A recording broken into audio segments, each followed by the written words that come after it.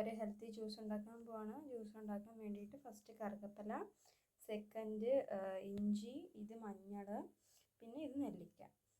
ഇത്രയും പിന്നെ കുറച്ച് തൈരും കുറച്ച് വെള്ളം കൂടി വീഴ്ത്തിയിട്ടാണ് നമ്മൾ ജ്യൂസ് ഉണ്ടാക്കാൻ പോകുന്നത്. ഇതൊരു ഹെൽത്തി ബെനിഫിറ്റ് ആണ്. സ്കിന്നിന് ഏറ്റവും നല്ല ഗുണം, സ്കിന്നിനും മുടിക്കും ഒക്കെ അത്രയ്ക്കും നല്ല ഗുണം നൽകുന്ന ഒരു ജ്യൂസാണ്. ഓക്കെ, ഇത് നമ്മുടെ ജ്യൂസാണ് നമ്മൾ മിക്സിയിൽ അടിച്ച് വെച്ചിരുന്നത്.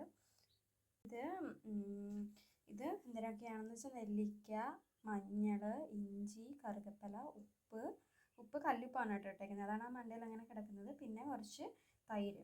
ഇത് വളരെ ഹെൽത്ത് ബെനിഫിറ്റ് ഉള്ള ഒരു ജ്യൂസാണ്. നിങ്ങളുടെ ഇപ്പോൾ ജ്യൂസർ ഇല്ലാത്തതുകൊണ്ട് നോർമൽ ഒരു മിക്സിയിൽ ചെറിയൊരു ജാറിൽ നമ്മൾ അരയ്ക്കുകയാണ്.